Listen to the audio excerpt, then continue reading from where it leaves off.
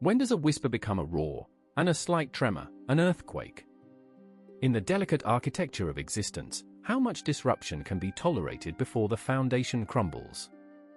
We often rationalize the small intrusions, the tiny dissonances that chip away at our peace, believing them too minor to warrant swift, decisive action. But what happens when the almost imperceptible becomes perpetual?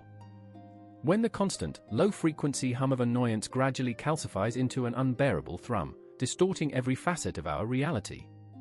Is there a point where compassion for the persistent, insignificant irritant becomes a betrayal of one's own tranquility, demanding a resolution that might appear disproportionate, yet is fundamentally justified? In the sprawling, crystalline city of Ethel, where every structure was a marvel of harmonious design and every sound a carefully modulated chord, resided a formidable entity known as the Grand Architect. The Grand Architect embodied the very principle of decisiveness, maintaining the city's intricate balance with an unyielding commitment to order. Its towering form, composed of spun light and tempered alloys, moved with a purpose that brooked no wavering. Ethel was a symphony, and the architect, its conductor. Then came the chitta. No larger than a grain of dust, the chitta was a sentient shard of pure petty resentment, spawned from the forgotten grievances of a bygone era. It emitted a high-frequency, almost inaudible vibration, a persistent, discordant hum that, individually, was negligible.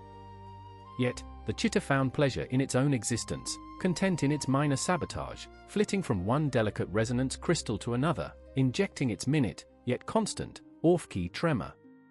It would graze a crystal, causing a barely perceptible wobble in a city-wide frequency, then dart away, pleased with its unnoticed mischief, only to return minutes later, to another, and another, and again, and again.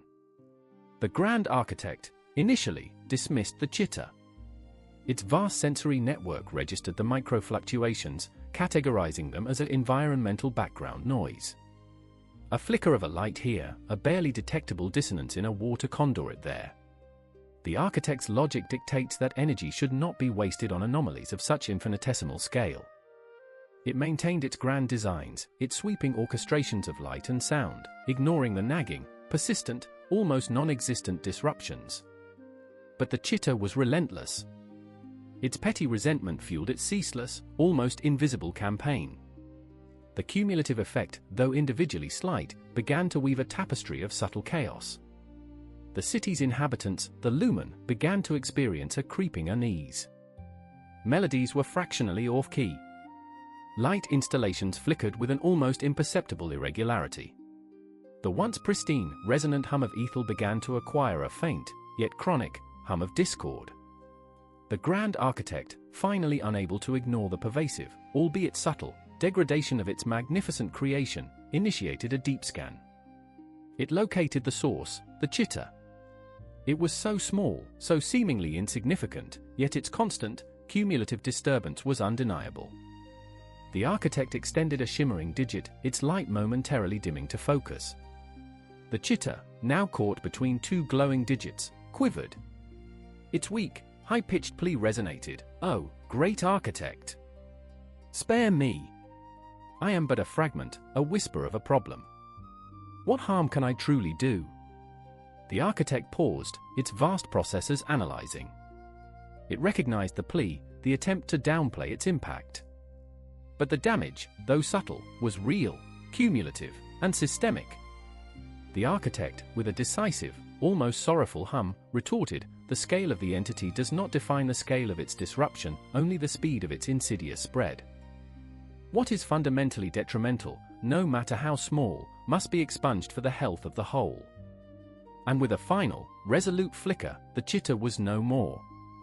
Ethel's symphony instantly returned to perfect harmony, its minor dissonances vanishing like a bad memory. This narrative mirrors our own battles with persistent, minor issues in life, be it a small, nagging habit, a toxic relationship dynamic, or a systemic flaw we choose to overlook. We often extend undue pity or tolerance to what seems inconsequential, fearing the overreaction of a decisive intervention. Yet, the cumulative effect of petty resentments, unaddressed microaggressions, or chronic self-sabotage can corrode our well-being and the integrity of our environments far more insidiously than a singular, grand challenge. The story reminds us that true decisiveness is not about brutality, but about the wisdom to recognize when persistent, minor disruptions, left unchecked, fundamentally compromise the larger harmony of existence, demanding an end to misplaced pity.